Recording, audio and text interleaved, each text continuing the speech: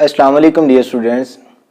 हम अपने आज के लेक्चर के अंदर जो है रदरफोर्ड्स एटॉमिक मॉडल को डिस्कस करेंगे।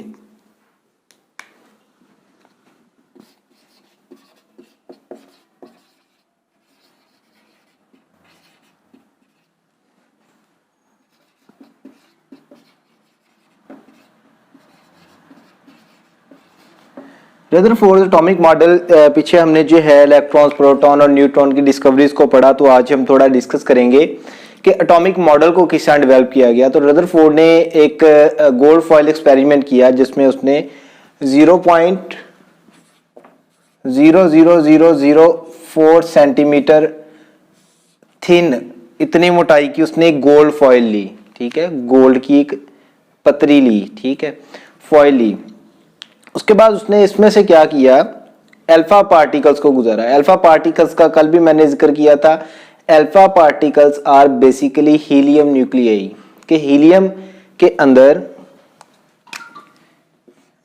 Helium atomic mass 2, atomic number 2, atomic mass 4, अगर इसमें से आप दो इलेक्ट्रॉन्स को निकाल दो, इसका जो न्यूक्लियस बच जाएगा, ठीक है, अगर किसी भी एटम में से उसके सारे के सारे इलेक्ट्रॉन्स निकाल दिए जाएं तो पीछे हमारे पास सिर्फ उसका एक न्यूक्लियस बचता है।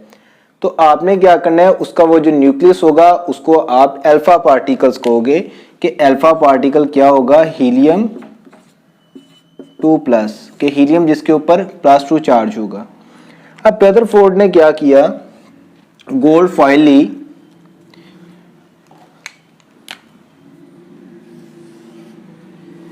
ये गोल्ड फॉइल के जो हैं पार्टिकल्स हैं, इसमें से उसने अल्फा पार्टिकल्स को गुजारा।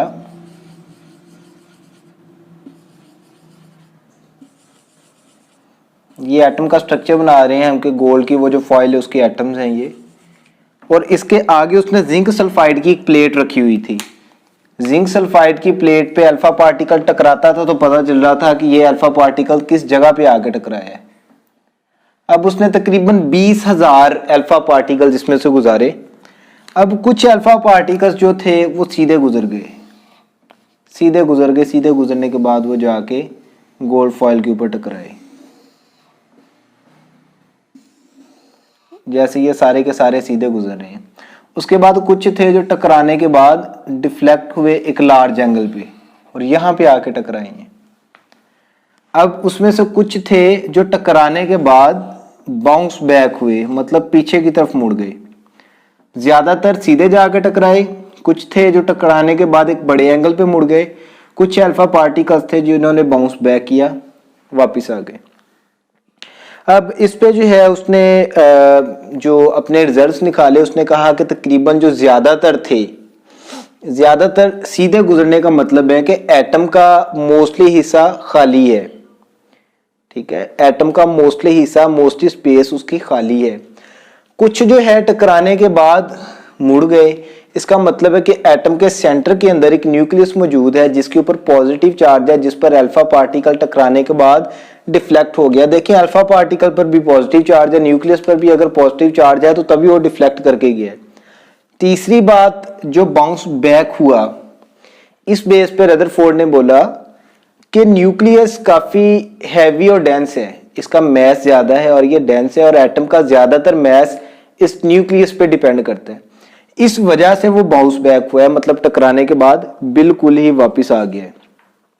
ठीक है, उसके बाद मतलब देखा जाए तो ज्यादातर तकरीबन ऑलमोस्ट सारे के सारे ही मतलब सीधे गुजरे हैं। उसके बाद सिर्फ कुछ थे जिन्होंने बाउंस बैक किया या डिफ्लेक्ट किया। तो इसका मतलब ये हुआ कि एटम के टोटल साइज के अकॉर्डिंग अगर इसका मुआवजा किया जाए तो न्यूक्लियस का साइज बहुत ही थोड़ा है। ठीक, न्यूक्लियस का साइज बहुत ही थोड़ा किस वजह से हमें पता चला, क्योंकि ज्यादातर गुजर गए, सिर्फ कुछ थे जो बाउंस बैक हुए या उसके अंदर डिफ्लेक्ट हुए। उसके बाद उसने कहा कि ये जो न्यूक्लियस है इसके गिर्द इलेक्ट्रॉन्स रिवॉल्व करते हैं, इलेक्ट्रॉन इसके गिर्द जो है वो गर्दिश करते हैं। एज अ होल एटम एक न्यूट्रल पार्टिकल है, as a whole atom neutral particle है। इसमें नंबर ऑफ इलेक्ट्रॉन्स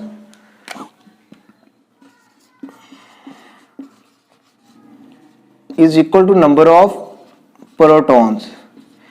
पीछे भी हमने बात की थी फर्स्ट चैप्टर के अंदर कि इलेक्ट्रॉन और प्रोटॉन की तादाद सेम होती है, इक्वल होती है, जितने वो हैं उतने वो हैं। अगर इलेक्ट्रॉन्स की तादाद ज्यादा हो जाए तो हमारे पास जो है वो नेगेटिव आयन बनता है, अगर प्रोटॉन की तादाद ज्यादा हो जाए तो हमारे पास पॉजिटिव आयन बनता है। ठीक, तो उसने ये कहा कि atom as a whole neutral एक पार्टिकल है, उसके न्यूक्लियस के अंदर पॉजिटिव चार्ज है, जबकि साइडों पर इलेक्ट्रॉन्स रिवॉल्व करते हैं जिनके ऊपर नेगेटिव चार्ज है। इसके बाद इलेक्ट्रॉन्स के अलावा न्यूक्लियस के अंदर कुछ पार्टिकल्स मौजूद हैं जिसको उसने प्रोटॉन और न्यूट्रॉन का नाम दिया। पिछले लेक्चर्स के अंदर भी हमने ये डिस्कस किया था, प्रोटॉन्स की डिस्कवरी, न्यूट्रॉन्स की डिस्कवरी, तो इस वजह से उसने उसको न्यूक्लियॉन्स कहा। ठीक है, न्यूक्लियॉन्स कहा। तो रदरफोर्ड का ये जो मॉडल था आमतौर पे निज़ाम शमसी से मिलता जुलता है, जिस तरह हमारा सूरज है और सूरज के गिर्द तमाम जो 8 सितारे हैं वो गर्दिश कर रहे हैं। ठीक, तो इस बेस पे उसने इसी तरह ये मॉडल दिया कि न्यूक्लियस के सेंटर में, न्यूक्लियस जैसे हमारे निज़ाम शमसी के अंदर प्लैनेटरी सिस्टम के अंदर हमारा सूरज है, सन है, उसके गिर्द इलेक्ट्रॉन्स ऐसे ही गर्दिश कर रहे हैं जिस तरह हमारे निज़ाम शमसी के अंदर सारे का सारे सियारे गर्दिश करते हैं। तो ये रदरफोर्ड का मॉडल था। कल को इसके डिफेक्ट्स के बारे में हम डिस्कस करेंगे और उसके बाद बहुत से एटॉमिक मॉडल पे जाएंगे। तो आज का लेक्चर यहाँ तक की, अपना ख्याल रखिएगा। अल्लाह हाफिज़।